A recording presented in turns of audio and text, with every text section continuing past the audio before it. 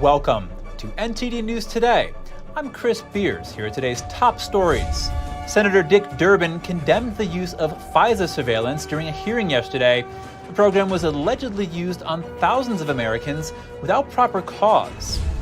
Former President Trump pleads not guilty to all 37 charges in a federal indictment. We have more on Trump's legal defense and how it could play out. Almost 300 absentee ballots from the 2020 election were found in a storage unit in Michigan. We'll show you how they got there. House Republicans announced their initial report on the probe into Secretary Alejandro Mayorkas. It's the start of a push to impeach Mayorkas over his handling of the southern border.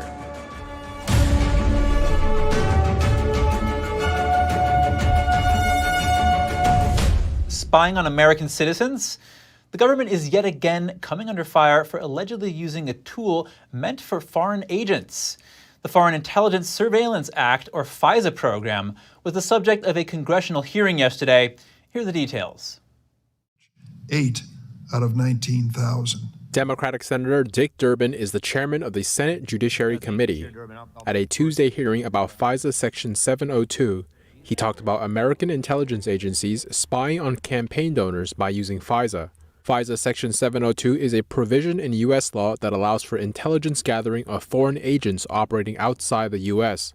As Justice Department itself concluded, quote, there was no specific factual basis to think the searches would turn up foreign intelligence.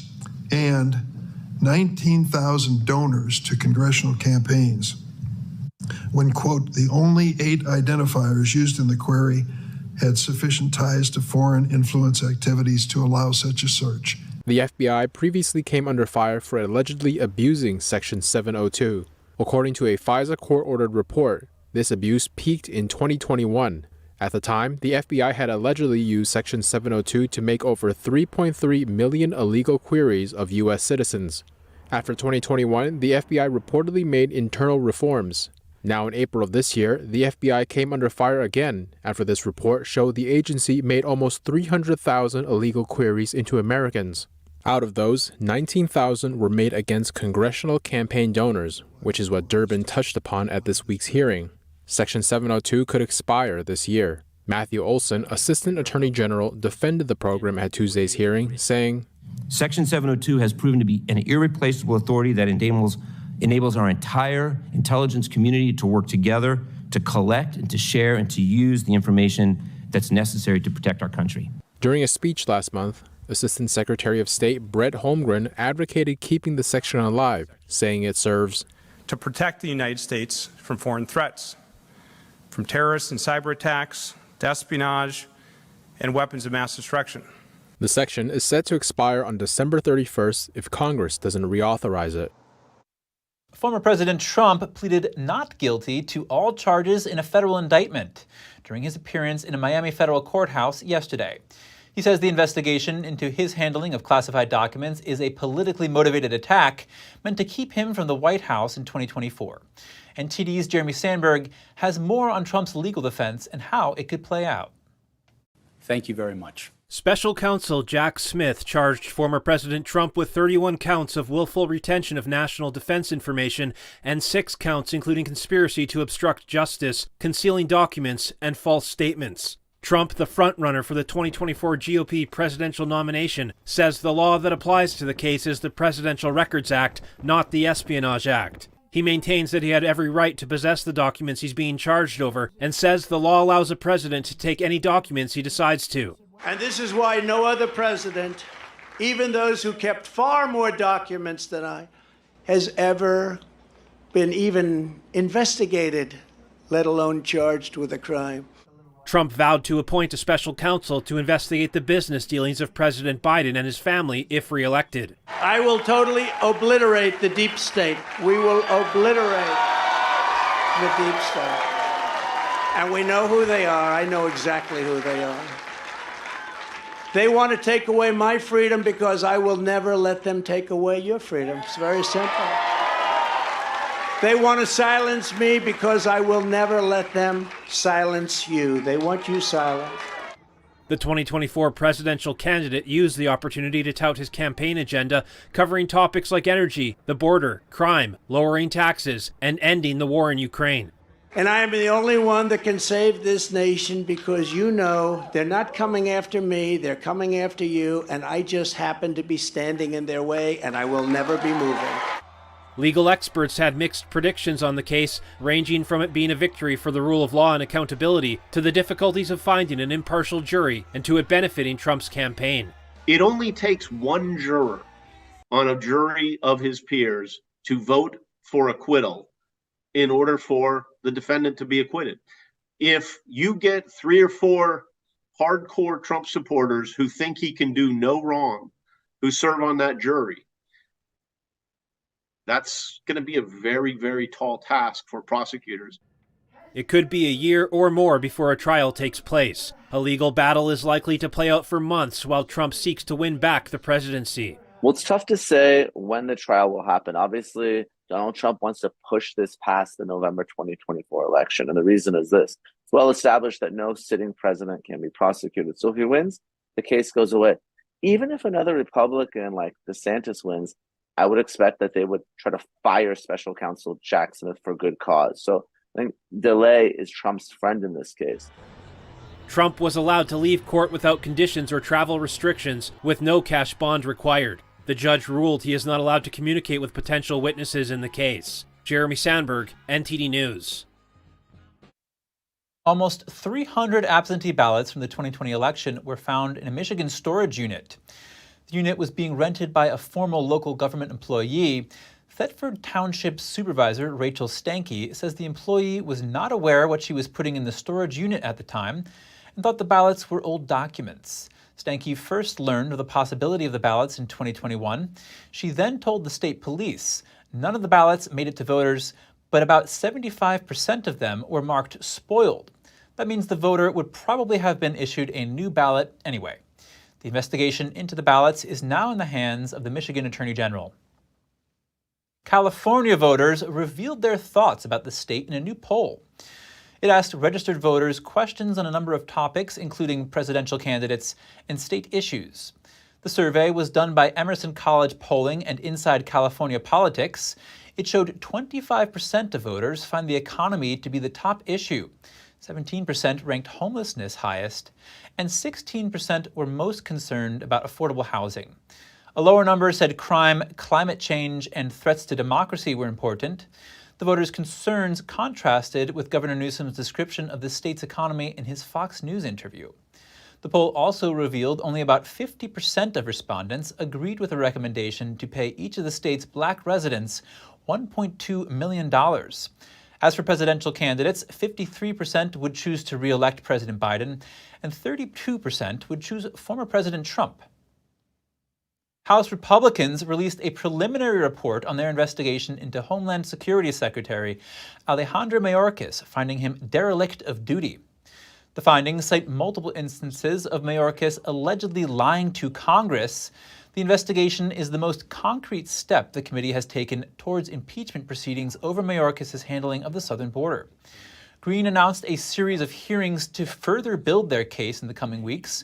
The House Judiciary Committee would then decide whether to formally launch impeachment proceedings. Bud Light is no longer the top-selling beer in the U.S. Modelo took over the spot in May. The fallout from the brand's engagement with transgender influencer Dylan Mulvaney continues to hurt the brand. Sales volumes of Bud Light plunged by over 24% in the week ending June 3rd. It extends the decline triggered when the brand rolled out a personalized beer can featuring the face of Mulvaney. Mulvaney, who has over 10 million followers on TikTok, posted a series of videos plugging Bud Light and showing off the personalized can. This sparked outrage among many conservatives, some of whom accused the brand of promoting a transgender agenda and called for a boycott. Governments and sports authorities are struggling to figure out how to deal with transgender athletes.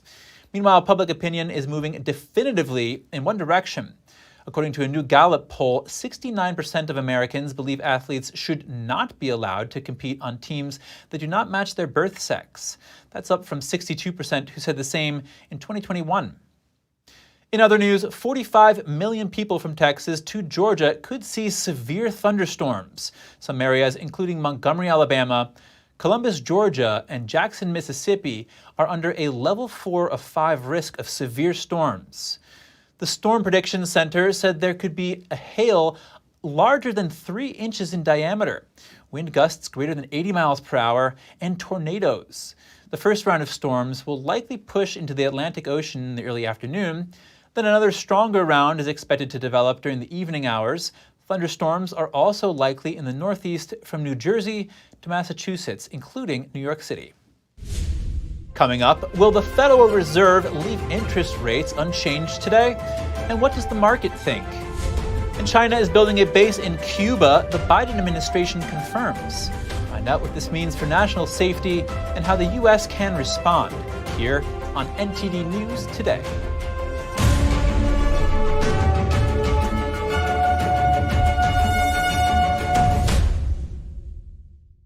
Share your favorite photos honoring Dad this Father's Day for a chance to win $1,000 in cash. Post your photos with the hashtag GJWBestDad. Enter before June 30th for your chance to win. It's just clear as day. The media, whether it's broadcast, cable, or print media, has become extremely biased. And I started looking online for alternative ways to get information. And I saw an ad for a free trial. And I looked at it and I said, Epoch Times. I mean, come on, this is end of days type of stuff. I mean, what are they going to be talking about here? And I said, well, it's a free trial. Let me dig in. Is it giving me both sides? Is it giving me an objective point of view here? I have looked for opportunities to see where they might be biased, and I don't find it. It has given me a level of trust in media that I didn't think I'd ever get back. I love the Epoch Times because it has renewed my faith in the idea that a reliable, responsible, non-biased source of information is available. And I can say that I love it because of that. The lasting beauty of realistic oil painting. Brilliant, expressive, and inspirational. The 6th NTD International Figure Painting Competition. Guided by pure authenticity, beauty, and goodness. Invites you to join us on a journey back to traditional art. The Gold Award is $10,000. For more details, please visit oilpainting.ntdtv.com. Life doesn't always give you time to change the outcome. Prediabetes does.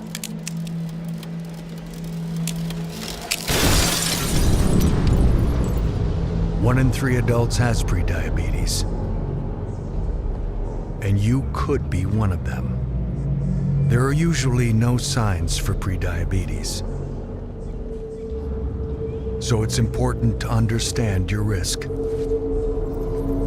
With early diagnosis, prediabetes can be reversed, and you can change the outcome. Take the 1-minute prediabetes risk test today.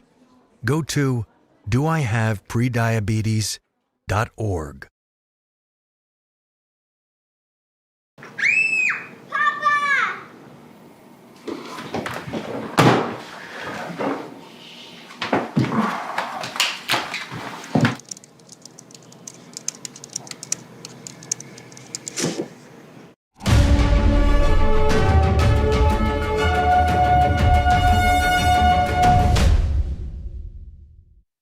Welcome back. The highly anticipated Federal Reserve interest rate decision is today.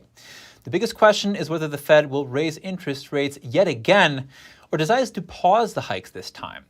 For what to expect, I spoke with NTD Business's Don Ma, who spoke to an expert closely following this. And joining me is Joseph Trevesani, Senior Analyst at FX Street.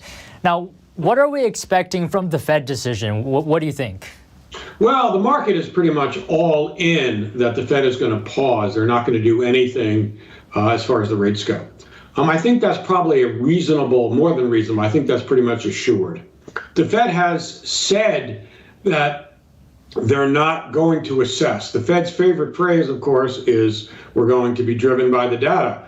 Well, the numbers that came out for CPI were pretty good. They weren't great, but they were pretty good. They didn't show a great decline, but they did come off. That is certainly going to give the Fed enough cover to pause, and I think they will. The Fed sees all these data points, for example, a record low unemployment rate.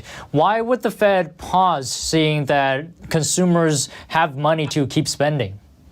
That's a good question. The reason, I think, is because the Fed doesn't want to overdo it either. There still is a distinct, at least historical, threat of inflation. And the markets will respond when they think that there is a possibility of something happening. In other words, because this kind of Fed move has in the past caused recessions, fostered recessions, that still has to be the default analysis. So the Fed doesn't really want a recession either. Its fondest hope, of course, is their soft landing, lower inflation, and continuing economic growth.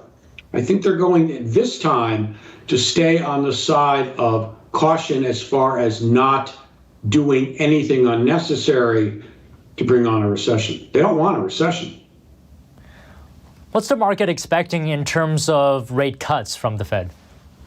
Well, it's interesting if you look at it. If you look at the CME futures, it's a little bit schizophrenic, which it's not usually, because it shows one more rate increase probably in July, and then the market and the futures tilts towards rate decreases towards the end of the year. Well, the idea that the economy is going to turn that quickly and Fed policy is going to turn that quickly seems a little unusual. I think what we're seeing in the futures is a residue of the prior case that we're going to be in a recession by the end of the year because of the Fed's rate increases.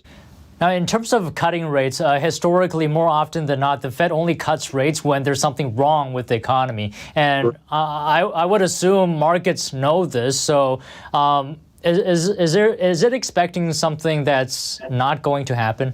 That's exactly right. And that's exactly where my thinking is going as well. There isn't any reason to cut rates from where it is now. The economy seems to be tolerating both the rapidity of the increase, the size of the increase, without faltering, without having unemployment come down, without the economy noticeably slowing. The Atlanta Fed GDP now projection for the second quarter is running at 2.2%. That's more than the 1.3% in the first quarter. So if there isn't going to be any recession, if it doesn't look like it, if we don't see any signs, there really isn't any reason for the Fed to cut rates. Thank you so much today, Joseph. It was a pleasure speaking to you. Thank you very much for having me. Have a good day. Chrysler is recalling over 330,000 Jeep Grand Cherokees. They say there could be danger on the roadways. Regulators say some 2022 and 2023 Jeep Grand Cherokees, as well as 2021, 2022, and 2023 Jeep Grand Cherokee L vehicles have a mistake. They were built with improperly installed rear coil springs. If not corrected, the problem increases the risk of crash. Officials say the coil spring could move out of its position and detach from the vehicle while driving. Federal regulators will notify dealers of the problem, and dealers will begin notifying car owners next month. Those impacted by the recall should take their vehicles to a dealership for inspection and a free repair. The company that makes Instant Pot, Corelle dishes, and Pyrex glassware has filed for bankruptcy.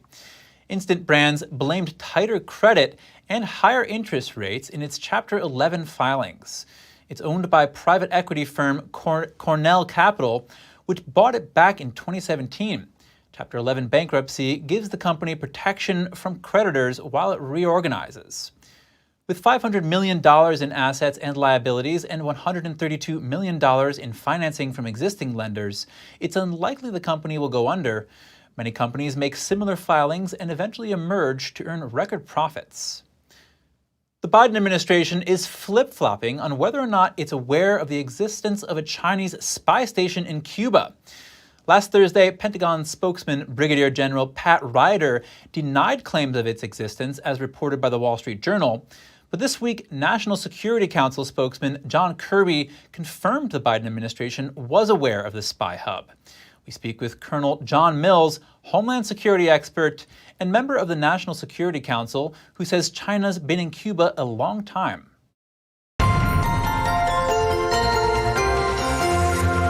Colonel John Mills, thank you for joining us. Chris, good morning. An honor to be on your show.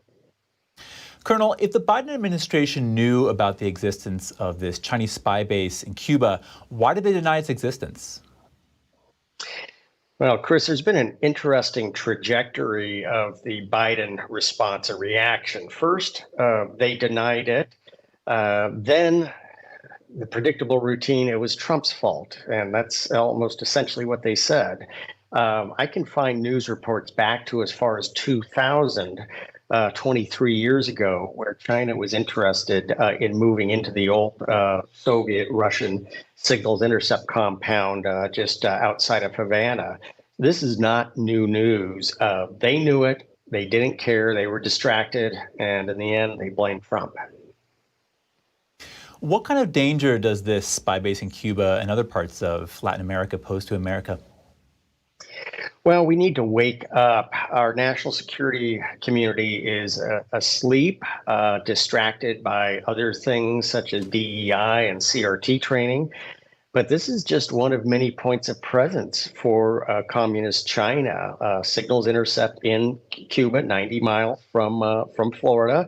Oh, but they essentially have the same kind of facility already in the Bahamas, where we have a sensitive American facility. Huawei runs the entire infrastructure for Bahamas. So they're not just 90 miles south, they're 90 miles to the east of Miami.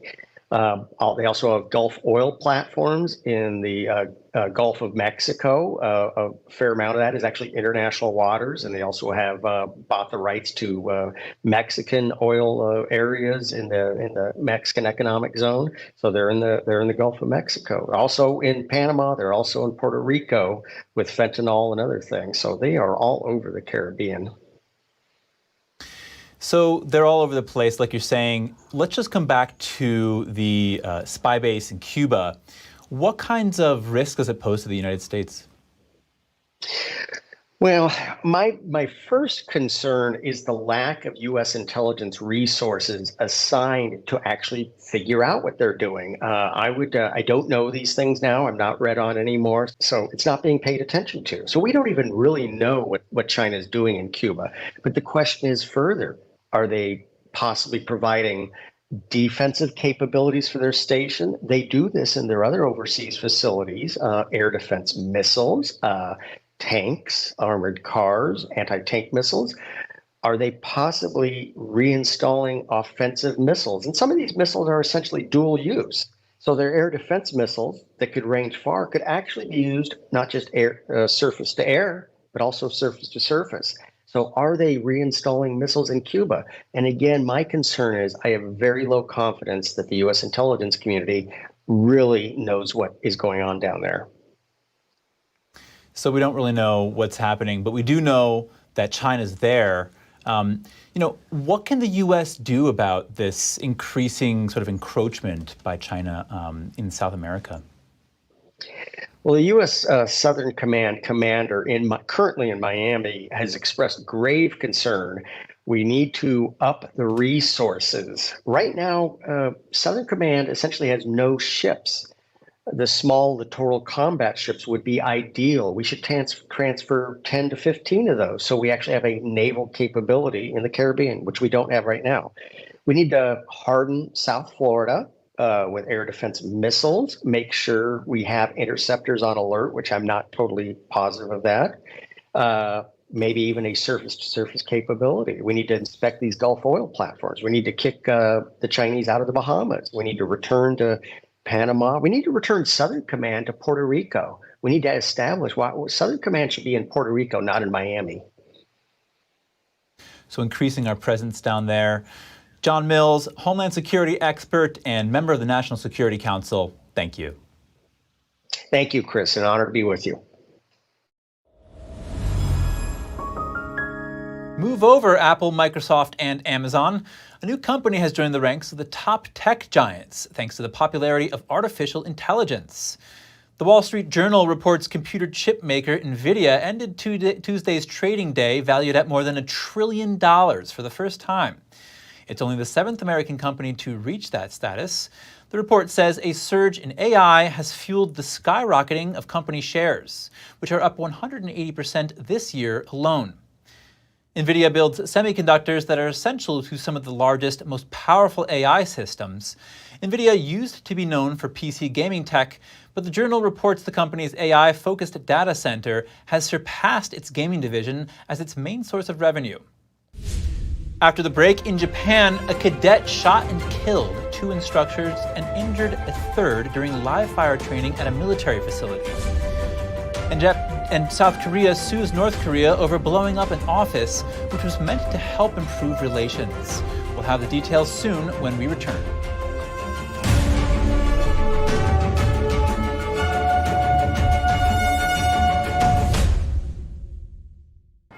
What does it mean to devote your life to the truth? Does it mean investigating communist subversion here in America? Does it mean exposing the deadly fentanyl crisis in the Midwest? Or spending late nights and covering deep government corruption? Because at a time when America's traditional values are under attack, it's the responsibility of righteous journalists to uphold truth and tradition.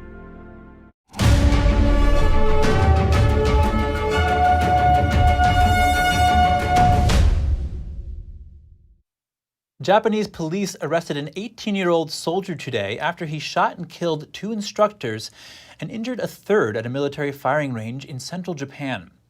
Officials said the 3 instructors were taken to a hospital where 2 died. Local media reported 1 instructor was in his 50s and the other 2 were in their 20s. The incident was the first such fatal shooting at a Japanese army firing range in nearly 40 years. The alleged shooter joined the force in April. Shootings are extremely rare in Japan, where gun ownership is tightly regulated. Last year, there were 4 gun deaths in the country. Among them was former Prime Minister Shinzo Abe, who was shot and killed with a homemade gun in July. South Korea sues North Korea over blowing up a joint liaison office. The country seeks $35 million in compensation from its neighbor. The suit was filed with Seoul Central District Court. North Korea destroyed the building 3 years ago. It once served as a symbol of reconciliation between the 2 Koreas. A ministry official said this is the first lawsuit the South Korean government has ever filed against the North. South Korea estimated the total amount of damages at $35 million for the liaison office in a neighboring 15-story housing building.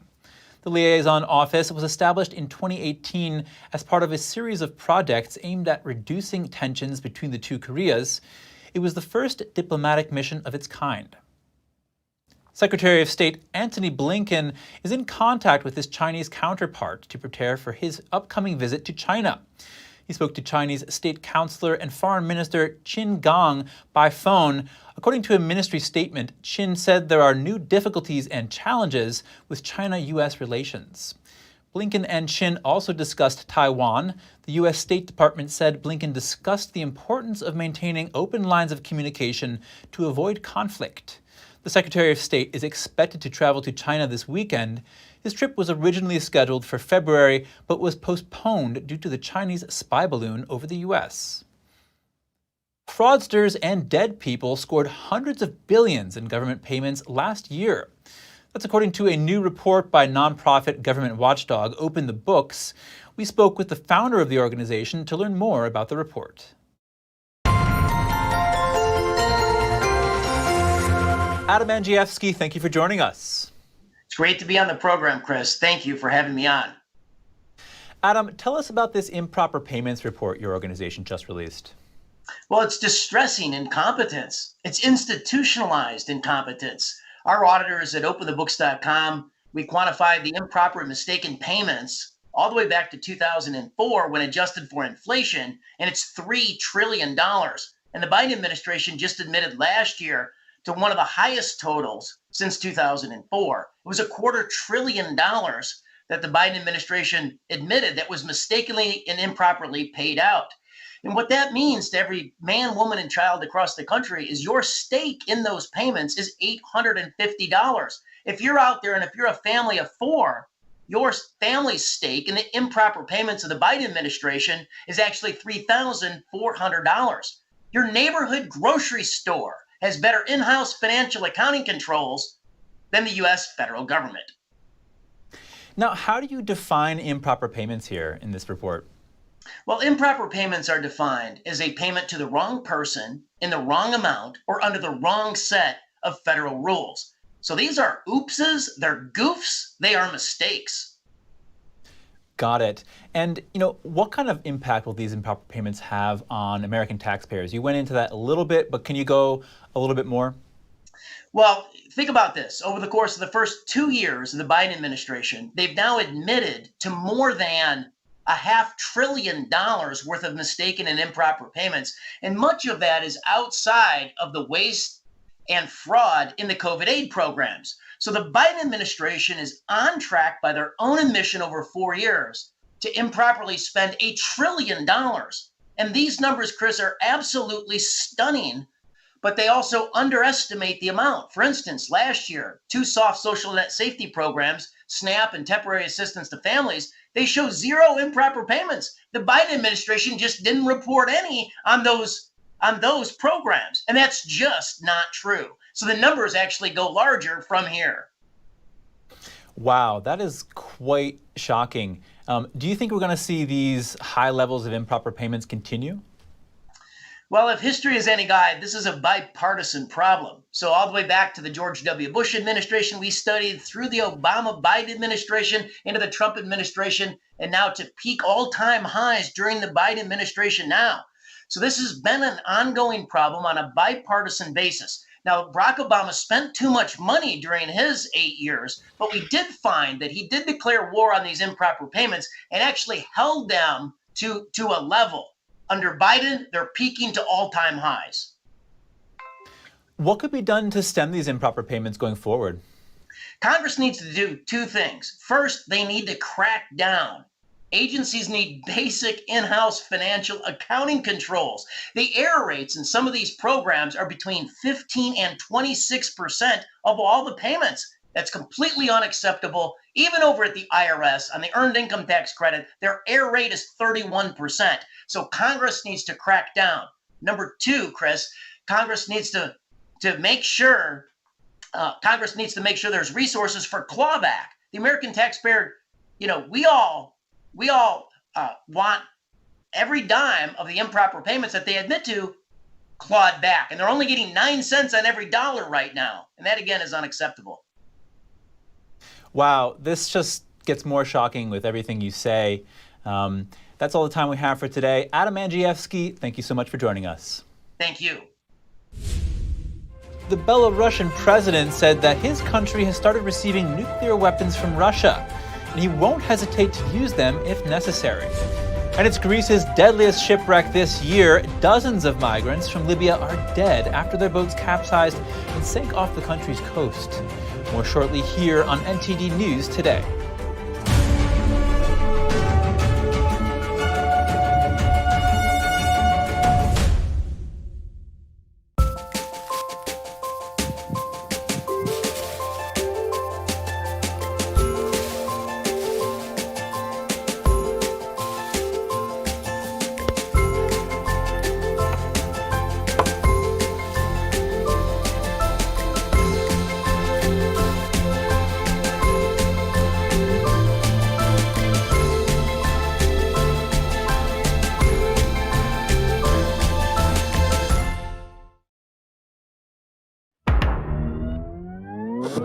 Tired of scrolling Netflix? Trying to find something that's worth watching? Want to skip the censorship in mainstream media? Well, now you can with Epic TV. New exclusive content every day with over 100 never-before-seen movies, films, and documentaries. Available and streaming now at your fingertips. For a limited time now, you can get 60% off Epic TV by subscribing or upgrading to a yearly plan. Plus, get an additional $10 credit to rent featured movies on Epic Cinema today. Skip mainstream narratives and find quality family entertainment from the comfort of your very own home. Say no to big tech and subscribe to Epic TV.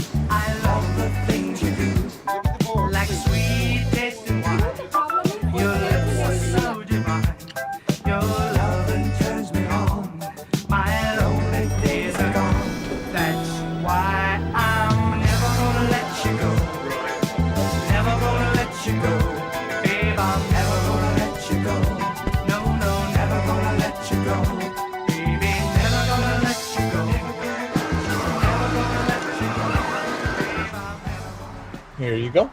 Thank you. Thank you.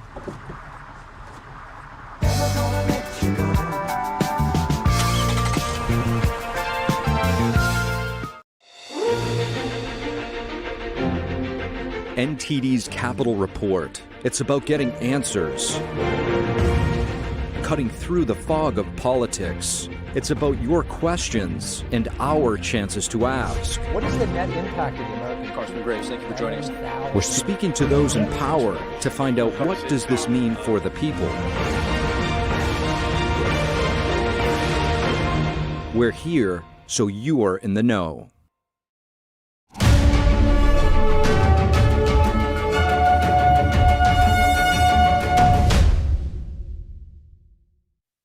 Welcome back.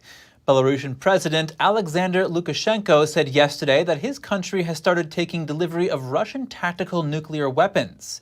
He said he wouldn't hesitate to order the use of the weapons if Belarus faces aggression. I have already said this several times in advance. There will be an immediate answer. I believe no one would be willing to fight a country that has those weapons. Those are weapons of deterrence. Earlier this year, Russian President Vladimir Putin announced the planned deployment of short-range nuclear weapons to Moscow's neighbor and ally, Belarus. Putin has emphasized that Russia will retain control of them, but Lukashenko's statement appears to contradict that. Lukashenko also said some of the nuclear weapons were 3 times more powerful than the atomic bombs the U.S. dropped on Hiroshima and Nagasaki in 1945. The deployment is Moscow's first move of such warheads outside Russia since the fall of the Soviet Union. The shorter-range, less powerful nuclear weapons could potentially be used on the battlefield. Russian President Putin said that Ukrainian forces had suffered catastrophic losses in its counteroffensive. His comments follow Kyiv's claim that its troops had captured a handful of villages in the early stages of the offensive. Russia's President Vladimir Putin on Tuesday claimed that Ukraine's counteroffensive has so far failed. He also said that Ukraine's human losses were 10 times higher than Russia's. The structure of their losses does not look good for them. What am I speaking about? Out of personnel losses, which are approaching the mark that could be called catastrophic, the structure of those losses is not good. Putin spoke to war reporters and military bloggers at the Kremlin in some of his widest-ranging remarks since the invasion of Ukraine. He added that Russia lost 54 tanks, while Ukraine lost over 160 tanks and over 360 armored vehicles since Kiev's recent offensive. According to my calculations, it's 25 to 30% of the equipment that has been supplied to Ukraine from abroad. Putin also said that Russia was open to peace talks over Ukraine, but that the only way to stop the conflict was for Western countries to end their arms supplies to Kiev. Meanwhile, Russian military TV says a senior commander of Russia's Chechen forces fighting in Ukraine has been wounded. But Ukrainian media reported earlier that the former separatist had been killed in an artillery strike in southern Ukraine. Ukrainian pilots could begin training to fly F-16 fighter jets as soon as this summer. That's according to the Netherlands Minister of Defense, Kajsa Ollongren. We have to look at What capabilities do they already have? How is their English language? What group can we start with? On what level are they actually? So yes, this summer is our ambition, and we'll see if that's realistic. NATO allies the Netherlands and Denmark are leading an international coalition to train pilots, support staff, and ultimately supply F-16s to Ukraine. Though a final decision on supplying the jets to Kyiv has not yet been made, Lindgren said. The thing is that it is a very strong weapon system. It's a very strong capability, but it's not going to be available anytime soon. And President Zelensky, of course, knows that. The aim would be to have the training program fully operational within 6 months. Certainly, Master Arn. This Dutch pilot is part of the team being assembled to train the Ukrainians. Flying-wise, well, technically, I mean, if you're a pilot, this is also just an airplane. But to fly a fighter jet and to transition to an F-16, which for them would mean like different technology, different design concepts. A U.S. official, speaking on condition of anonymity, said training an experienced Ukrainian pilot on the basics could take as little as 4 months. Greece's Coast Guard said at least 78 migrants drowned today when their boat capsized and sank. And more people are feared missing. It's the country's deadliest shipwreck this year. Authorities said over 100 were rescued by midday, but it's unclear how many migrants were on board. The Coast Guard said the Italy-bound ship was spotted in international waters late on Tuesday, but those on board refused assistance. A few hours later, it capsized and sank, triggering a search and rescue operation. Local media reported that the boat had sailed from a Libyan town, with most on board being young men in their 20s. Earlier this year, the U.S. Congress passed a law to counter China's forced organ harvesting in the UK. A group of lawmakers is pushing for tighter rules to ensure taxpayer money isn't inadvertently used to fund the atrocity. A recently proposed change in law, however, didn't pass, with Prime Minister Rishi Sunak's administration saying it's an issue already covered by existing laws. Here's UK Member of Parliament Mary Rimmer making the case for the change. We must not continue to turn blind eyes to these horrendous breaches of human rights. Governments across the world need to step up on this. We need to be working together. But believe you me, China would be far more difficult than Russia. In 2019, an independent expert panel in London unanimously concluded that prisoners of conscience have been and continue to be killed in China for their organs. On a significant scale, it found practitioners of the banned spiritual practice Falun Gong have been one of the many sources of organ supply. When we come back, a British company has invented a new EV battery that can charge in just 6 minutes. Find out more about the new sports car that's the fastest charging EV on the road. And an off-road festival in Hungary draws 15,000 spectators. Participants say they would never give up their gas cars as Europe pushed for EVs. Stay tuned for more on that when we return.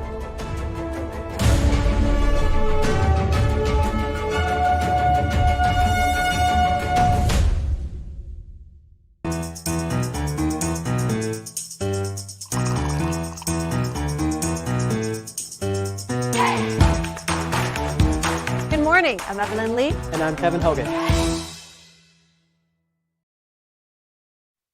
Welcome back. A British company says they've invented a new EV battery that can charge in just 6 minutes.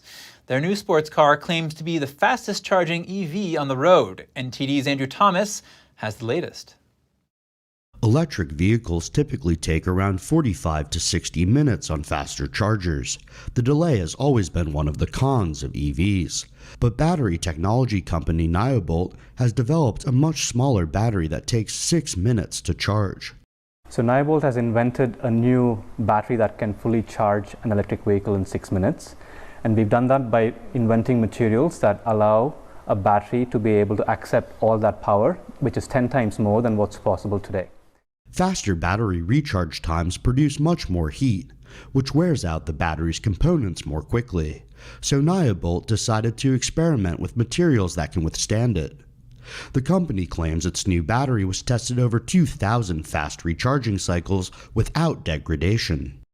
So we've done this by discovering materials that can accept that amount of power and engineering them into traditional lithium-ion type cell chemistry with an advanced power capability. So you make the battery smaller with more power.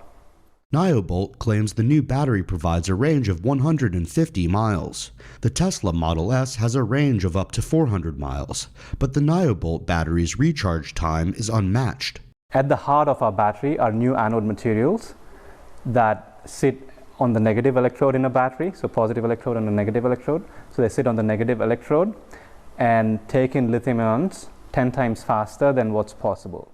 Nyobolt worked with design house Calif to produce a sports car for its new technology. As you can see, this vehicle is a sports car, and a sports car lends itself very well to the technology that's inside it, because it's fast, it's nimble, and that's everything that Nyobolt is trying to describe when they're talking about their new technology.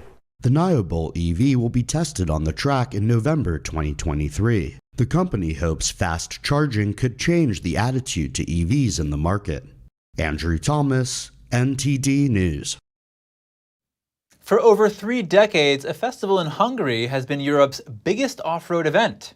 NTD's Andrew Thomas has the details. Ballots Off-Road Festival is pure fun for motorheads. The event draws all kinds of crowds from Hungary and abroad. I grew up in the old world. We didn't spend our time in front of tablets or playing with computer games. We went out to the playground. Well, here we are now living that old childhood. And we can be out on the playground again and do anything we want.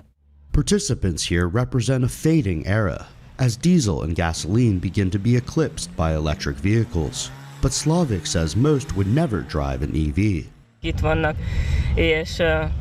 Those who burn hundreds of liters of fuel and bring their children out here can be sure that future generations will follow in their footsteps.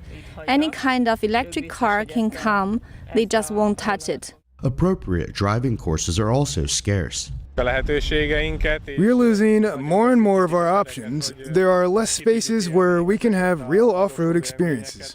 The Ballots Off-Road Festival isn't just a playground for men. The event has become a popular family outing. Nearly 1,200 cars and over 15,000 spectators make the experience unrivaled anywhere else in Europe. It's a community, a kind of off-road society, where people love to show off their skills to the applauding audience. And also, everyone helps each other. No one is left on the side of the road, no one is left in trouble. Participants compete in 2 categories, depending on their car model.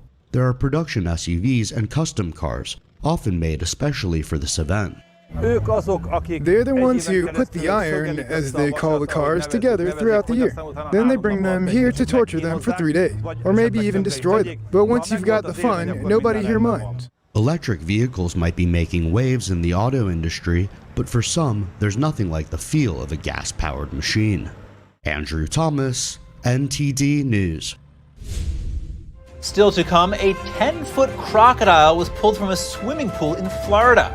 That story after the break on NTD News Today.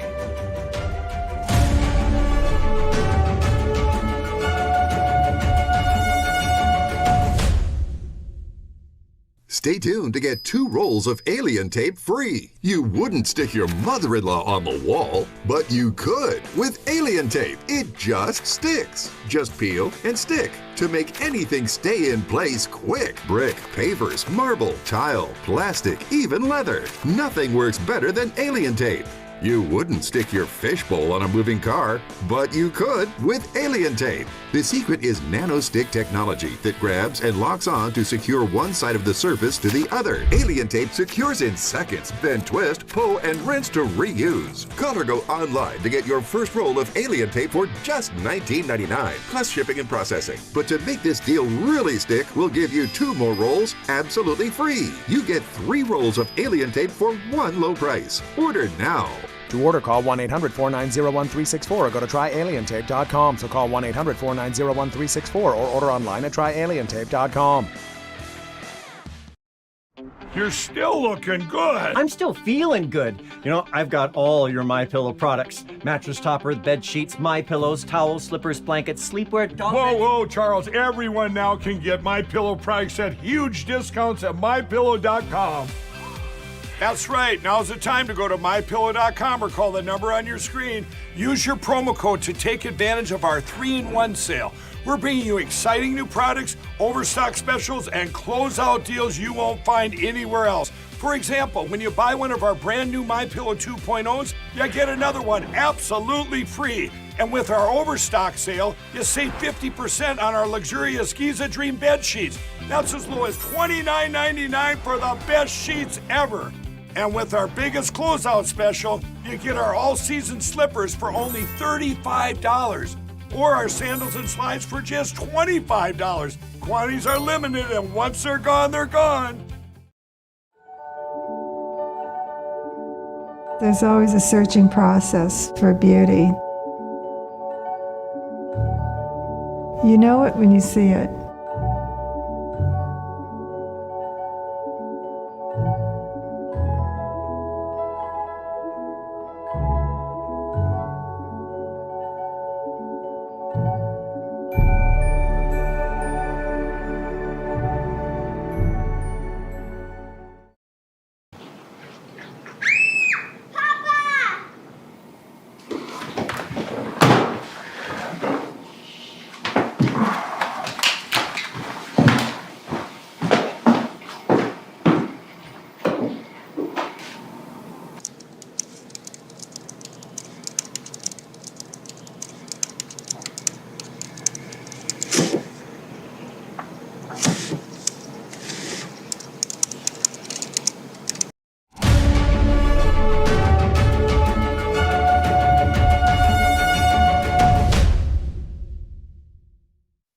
Welcome back, everyone. It's going to be a special Father's Day at British Whipsnade Zoo.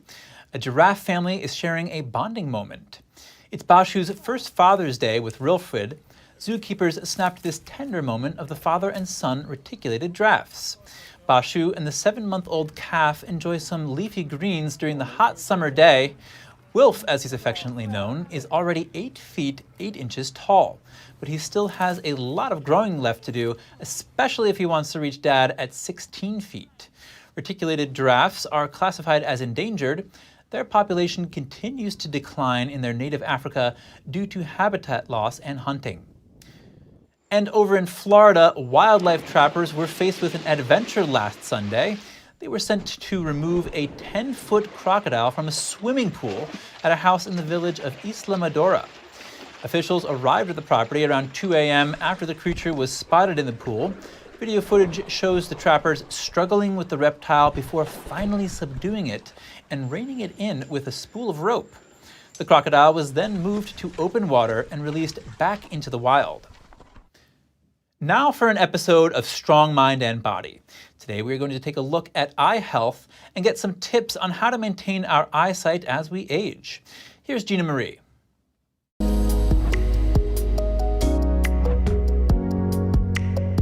You might not think about your eye health the same way as your heart or bone health, but they aren't something that should be taken for granted. You can do things to help your eyes stay healthy and functional. Here are a few steps to follow if you want to give yourself the best chance at seeing long into the future. Let's start by looking at the importance of a healthy diet. Good eye health starts with the food on your plate. Foods containing omega-3 fatty acids, lutein, zinc, and vitamins C and E are key. They may help prevent age-related vision problems like macular degeneration and cataracts. Try eating more leafy green vegetables like spinach, collards, and kale. Salmon, tuna, and other oily fish, eggs, nuts, beans, and other non-meat protein sources, oranges and other citrus fruits and juices, oysters, and pork. Next, let's discuss smoking. Smoking increases the risk of cataracts, damage to the optic nerve, and macular degeneration. If you've tried quitting but failed, try again. The more times you try to quit, the more likely you are to succeed. Next, let's look at sunglasses. Too much UV exposure can boost the chances of cataracts and macular degeneration. The right pair of sunglasses can help protect your eyes from powerful ultraviolet UV rays. Choose shades that block 99 to 100% of UVA and UVB rays. In addition, wraparound lenses can help protect your eyes from the sides. And finally, let's consider computer screens. Staring at a computer, phone, or tablet screen for too long can lead to several issues. These include eye strain, blurry vision, trouble focusing on distance, dry eyes, headaches, and neck, back, and shoulder pain. To protect your eyes from screen viewing, ensure your prescriptions are up to date and also be sure to take screen breaks every 20 minutes. Look at something about 20 feet away for 20 seconds. You'll also want to keep up with your eye doctor appointments. Regular visits to the eye doctor can help to protect your sight and catch any potential concerns early. Thank you for tuning in today. I'm Chris Beers.